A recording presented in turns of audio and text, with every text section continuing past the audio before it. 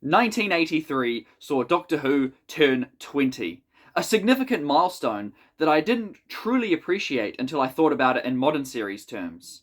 It's 2025 at the time of recording this review, which means it's been a full 20 years since the show's revival in 2005.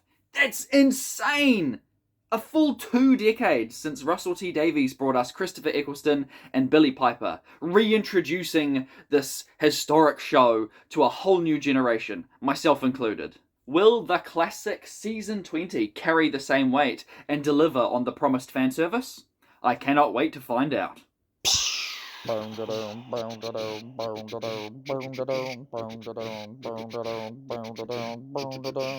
the 80s. Arc of Infinity is a 4-part serial from January 1983 that features the 5th Doctor and his now one and only companion, Nyssa. Yep, literally no acknowledgement of the fact that they just left Tegan behind, she's back. Well, that lasted all of 1 episode. Okay.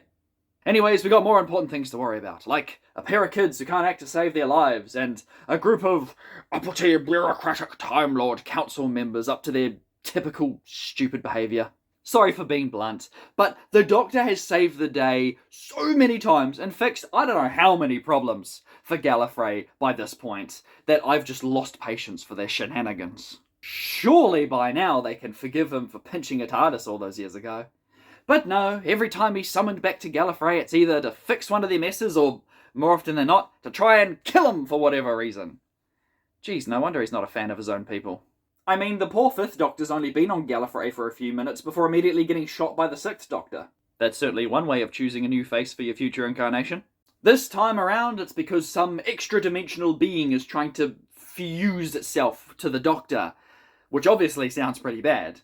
But the only way something like this can happen in the first place is by first obtaining the Doctor's unique genetic signature, which means that someone on Gallifrey is plotting behind the scenes and scheming to frame the Doctor. Again. The Master's not in this one, so who could it be? Gee, I wonder, could the traitor possibly turn out to be the Doctor's friend that we've never seen or heard from before, who's literally played by the frickin' celestial toy maker? But no, it simply must be the Doctor. I mean, why not? Of course the Doctor would just take a bit of his DNA, send it out into the void, and willingly allow some extra-dimensional force to fuse in with him. It just makes so much sense. He's a willing conspirator in all this. Great logic, Time Lords. Guess you better sentence him to death. Wait, what? Yes, sorry, Doctor, but this extra-dimensional being wants to fuse with you, which would be pretty bad, so, you gotta die. We tried so hard to think of an alternative for all of a minute, but, we got tea and crumpets in half an hour, so just sentencing you to death is the easiest option. Okay, but seriously, they really didn't rationally justify their decision to sentence the Doctor's execution. Wow, the Time Lords suck. Will the Doctor survive? Will Nyssa have anything to do in the story? Will they be reunited with Tegan?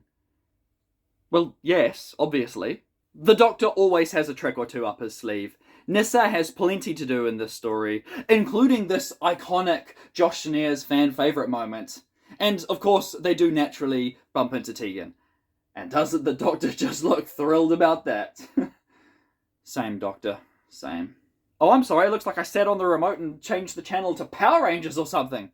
The heck is that thing? Wait, was that a weeping angel? Before I move on, I just wanted to issue a quick spoiler warning in case anyone's watching this review and hasn't seen The Thing and thinks they might want to watch The Thing without getting a cool reveal spoiled for them. Hey, it could happen. Now's the time to jump ahead. The big bad extra-dimensional being that's trying to weasel its way back into our reality is Omega. Somehow surviving the events of the 3 Doctors, he's back in a weird but cool new costume. Man, I bet his reveal and Tegan's return must have been such a cool surprise for those watching back in the day. Especially since they changed up his costume design so you wouldn't immediately know it was Omega right at the start of the story. Can you imagine if they brought him back in 2025 and did absolutely nothing with him? Yet. Of course, nowadays all the best and most iconic stuff is plastered all over the DVD covers, so it's pretty hard to be surprised. Shout out Scratchman reveal. I have to wonder why Stephen Thorne wasn't brought back to play the character. Perhaps one of my more knowledgeable viewers can enlighten me on that trivia. Overall, I quite liked Arc of Infinity. It was very easy to follow, which is a huge plus from me. And if there's one thing I want you to take away from this review, like if you're looking for like a one-sentence summary on my thoughts about it, it's that. It's very easy to follow. Some of these stories can get so convoluted and unfocused that I end up losing focus. But with this one, I could easily pay attention to it in the background while simultaneously catching Pokemon on my phone or planning Pancake Day or whatever. Sure, there were a couple of convenient plot contrivances. Boy, it sure was lucky that Omega just allowed Tegan to keep on yapping and slowly divulge the location of the bad guys instead of, I don't know, not doing that. And yes, I personally felt it was a bit anticlimactic, having the final showdown after all that build-up consist of the Doctor and Nyssa jogging through Amsterdam, looking through local hostels. But, for the most part, I had some harmless fun. I wasn't bored, and nothing particularly bad stood out to me. Real quick, before I go, I just wanted to mention a little thing that I liked.